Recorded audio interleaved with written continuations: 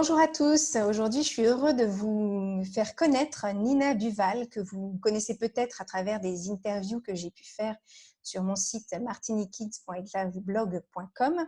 Donc, Nina, en fait, on s'est connus il y a quelques années. Alors, elle m'a rappelé que c'était lors d'un vide-grenier chez Christine Nortia, alias Ludititi.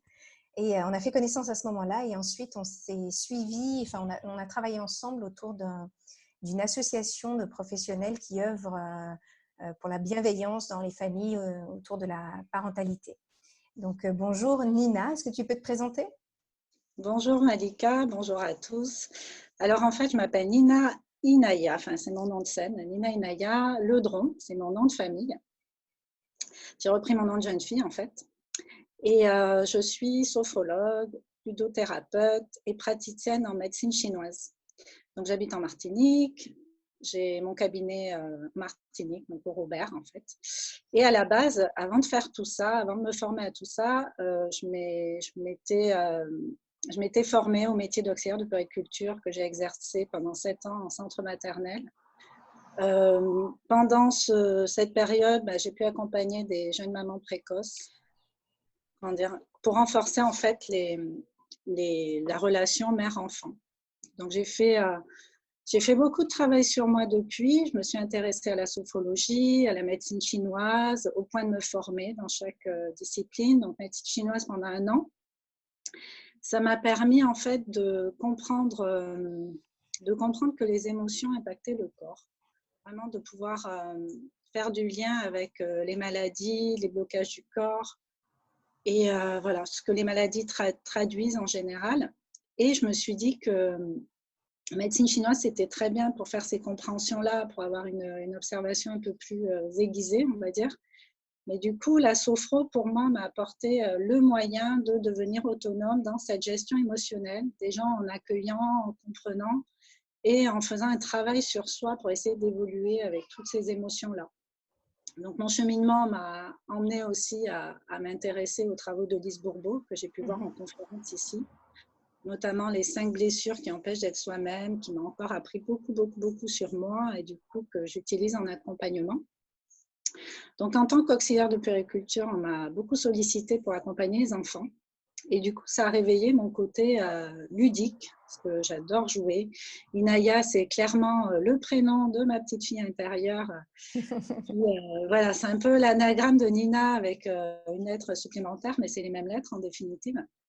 Et du coup, je me suis reconnectée à mon enfant intérieur et voilà, j'ai eu envie de faire émerger tout le côté du jeu, parce que je m'intéresse aussi au langage des oiseaux. Et pour moi, quand on ferme les yeux et qu'on écoute le jeu, on entend d'abord le jeu, J-E, le soi. Donc du coup, voilà, je me suis intéressée aussi à la ludothérapie. Donc je me suis formée à ça. J'ai été en contact avec Patrice Levallois qui a créé le jeu du Tao, qui est un outil formidable que j'utilise pour faire du suivi, pour promouvoir un peu l'intelligence collective et permettre à chacun de penser un projet, mais aussi de le mettre en mouvement en faisant beaucoup de compréhension. Donc voilà un peu mon parcours.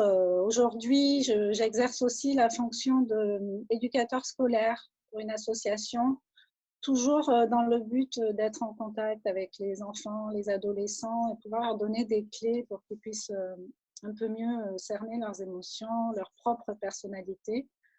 En fait, ils s'aperçoivent que c'est une richesse d'être soi, de ne pas être comme tout le monde à chaque fois. C'est bien de vouloir rentrer dans le moule, mais je trouve pour moi déjà que c'est encore mieux de se vivre en tant que personne, en fait, avec tous ces fils. Voilà. Et est-ce que tu peux nous dire ce qu'est exactement la sophrologie pour clarifier pour les personnes qui ne connaîtraient pas? Alors, la sophrologie, c'est la science de la conscience. Alors, en fait, on a 3 étages, l'inconscient, le subconscient, la conscience. Et l'idée, en fait, avec la sophrologie, c'est d'accompagner par la voix la personne en l'aidant à entrer dans l'onde alpha. Alors, l'onde alpha, c'est l'onde de la relaxation, tout simplement. C'est quand on arrive à enlever les tensions du corps, en fait, on va pouvoir apaiser le mental et à ce moment-là, commencer un travail sur ce qu'on appelle les valences en sophrologie, Donc, les valeurs, il y en a des négatives, des neutres, des positives. L'idée, c'est d'ambiancer un peu la conscience avec le plus de valeurs positives. D'accord. Et du coup, la personne, peu à peu, retrouve confiance en elle, l'estime d'elle-même et trouve ses propres ressources pour pouvoir affronter les aléas de la vie quotidienne. Et dont le confinement actuel, quoi, par exemple. Donc, le confinement actuel. Donc, moi, je propose une chaîne YouTube justement pour accompagner pendant le confinement avec des jeux de ludothérapie. Donc, autrement dit, des jeux d'introspection pour que chacun puisse se poser des questions sur son état, surtout quand on se sent pas bien face au fait d'être enfermé, de ce sentiment un peu de perte de contrôle sur sa vie, d'être obligé d'être contraint.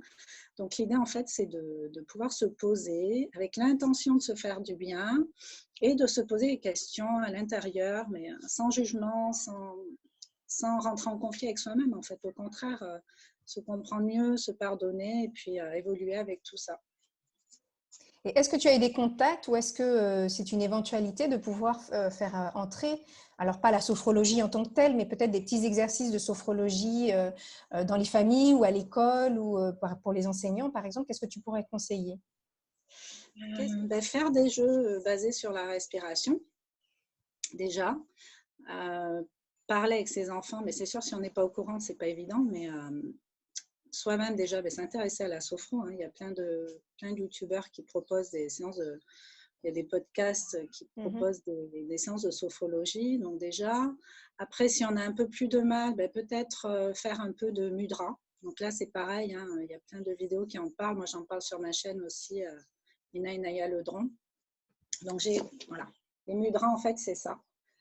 Moi, mon petit rituel, c'est des petits mouvements comme ça, mais avec une intention particulière, parce que chaque mouvement va venir renforcer un aspect.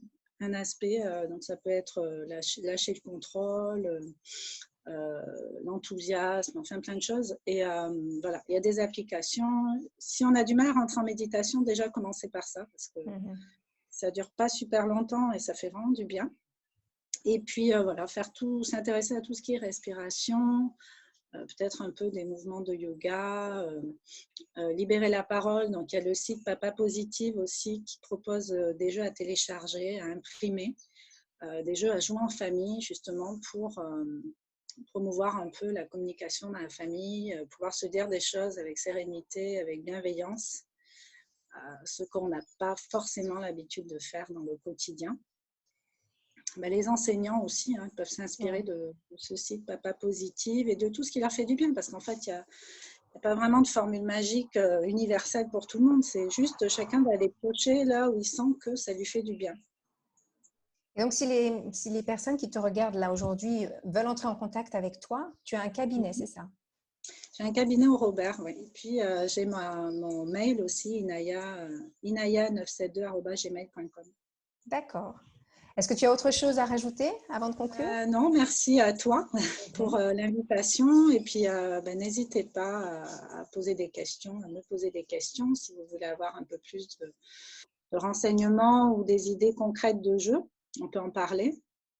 Et puis, voilà. Et puis, il y a la chaîne YouTube qui est faite pour tout le monde. Donc, essayez au moins une fois, ça peut vous aider. Merci à toi. À très bientôt et prenez soin de vous. Au revoir.